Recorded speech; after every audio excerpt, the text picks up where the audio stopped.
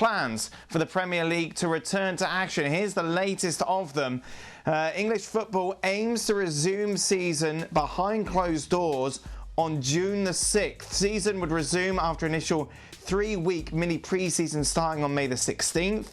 Plan depends on government advice and the extent of lockdown measures in the UK. There will be a video conference of all 20 Premier League clubs. Now that will take place on Friday to discuss a tentative schedule. Well, let's welcome in Mark Ogden and Ian Darke to discuss this. Mark, let's start with you. How realistic of a plan is it? I think it's ambitious. It's 7 weeks away, I think, for the resumption of 6th of June, but they've also got to start training again. So that's the difficult part. It's train middle of May and then hope to play in June. Now, what we are now, middle of April, you know, the UK is still in lockdown. There's no suggestion it's going to end soon. So there's optimism within the football fraternity that it might happen. There's certainly hope. But I think it's still going to be optimistic at this stage to start playing on the 6th of June with fans clearly not in the ground, but still you need quite a few people to be in the ground to make the games go ahead. Referees, officials, cleaners, ground staff, camera crews. It's not just two teams of 11 players. Ian, what do you think? Well, I think first thing I'd say is it seems almost obscene, really, when hundreds of people are dying every day and thousands more are being treated in hospitals to even be thinking about the restart of football. Perhaps we shouldn't be saying that on a football show, but I think it is right. So I think it has to be kept in perspective. Having said that, the Premier League is a business.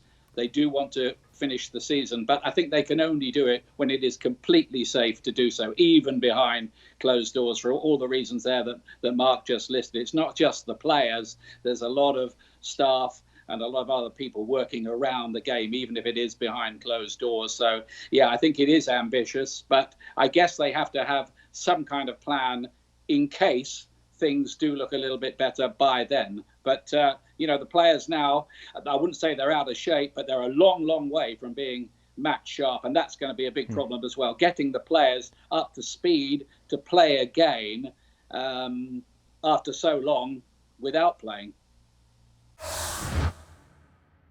It's the first time I've had you two gentlemen on since the great quiz battle. We showed, obviously, a clip of it yesterday. Ian coming from behind to win. Has Steve Bruce still been haunting you in your nightmares, Mark?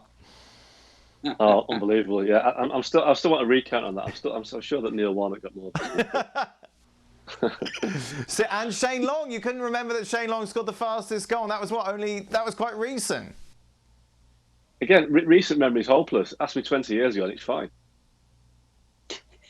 Ian, I imagine the adrenaline rush lasted for days. I was a very lucky winner. I was getting a caning, to be honest, early on there, and I came up with a couple of late goals from somewhere, and that was a guess, Steve Bruce. You know, the pressure's terrible. I've now got a lot of sympathy for these guys who are on all these big quizzes on the TV, because Dan, when you're asking those questions, suddenly your mind goes a blank. I'm sure Mark will confirm that.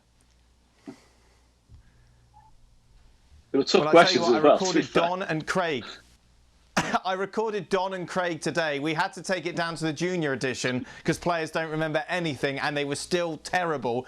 Keep an eye out for that later on. Thank you very much to Mark. Just a reminder, you can go over to our YouTube channel and catch that quiz between Ian and Mark. It is probably the most dramatic comeback you'll certainly see all month, wherever. It was impressive from Ian. Classico. Thanks so much for watching ESPN on YouTube. And for more sports highlights and analysis, be sure to download the ESPN app. And for premium content and live streaming, subscribe to ESPN Plus.